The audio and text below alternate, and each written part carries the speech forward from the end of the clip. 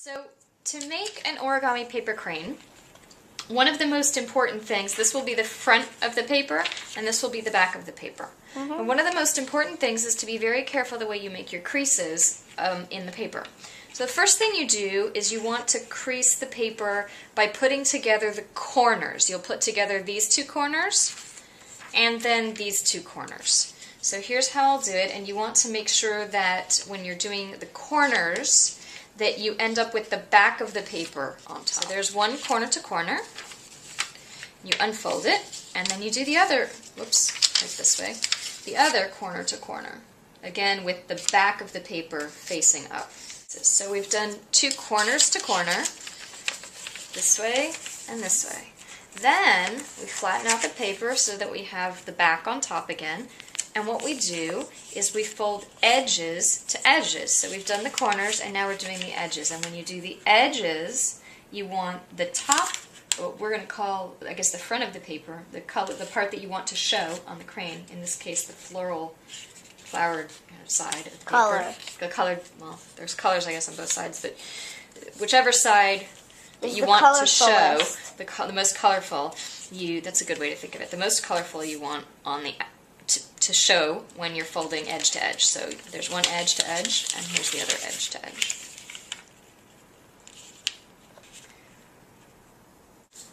And what we do is then we've unfolded it again, and you take two corners and you pull them together a bit, and as you pull them together you'll see that the paper is collapsing on top of itself a bit, and you'll end up with a nice little square like this.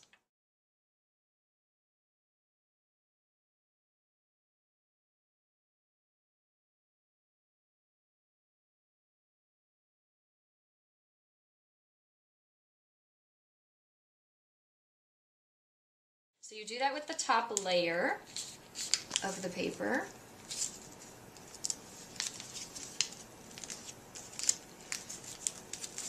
So you see a kite shape here, and then you unfold it and you turn it over and you do the same thing on the other side. So you fold again a kite shape into the paper.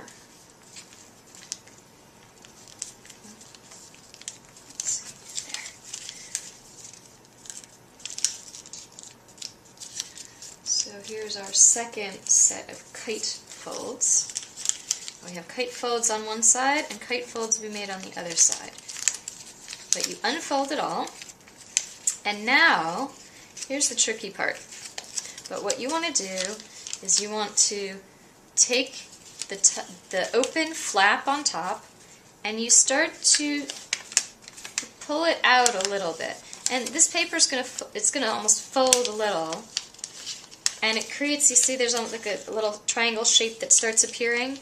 You pull this down be very careful, because this part is very easy, I will say, is very easy to rip the paper at this stage.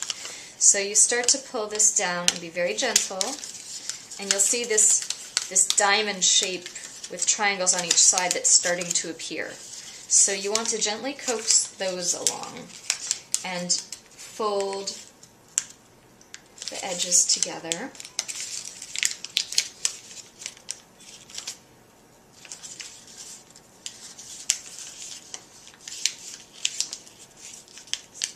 So you have this shape. Well, this part, like I said, is very tricky, and if we have trouble with our crane, this is usually the spot where we have trouble with it. We've gone through many attempts. We've been practicing a while. So here's what it should look like. And you do that on one side, and then I'm going to do the same thing on the other side. Well, the people in Japan had an earthquake and a tsunami, and we're making cranes, 1,000 cranes for them, because they made 1,000 cranes for us when the two towers came down. That's right. Now, mind you, we ourselves are not going to make 1,000 cranes because I think that would take us too long. And I think we would get tired of making paper cranes possibly at that point. Yeah, but then we'd get so good we wouldn't need instructions. Well, it's true that in 2001, on September 11, there were children in Japanese schools who folded 1,000 paper cranes and sent them to our school. As a sign of caring and sympathy for what happened. And so we'd like to return that gesture and help show some of the school children in Japan that we're thinking about them and that we care about them in the times that they're having that are very difficult right now. So I've done this now on both sides. Again, it was taking the top layer of paper and very gently pulling it down, and you have to sort of see the shape emerge a bit and work it a little to make this final kind of diamond-like shape. This is the kind of the trickiest step of making the cranes. And then what you'll see we end up with are this kind of free and open section that, yeah, they look a little bit like legs. But they aren't going to be legs for the crane. Yeah, they're not. Because the crane doesn't have legs. Well, real cranes have legs. Real cranes have legs. The origami crane will not have legs. So we're going to have, let's have the legs pointing down. Yeah.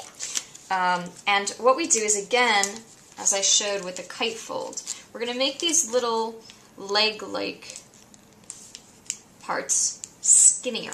So we do that by creating another kite fold. Again, there's two sides. There's the top layer and the bottom layer. So we take the top layer, and on each side of the top layer, making sure that it's the free, leg kind of side, we do another set of kite folds to make that part of the origami skinnier.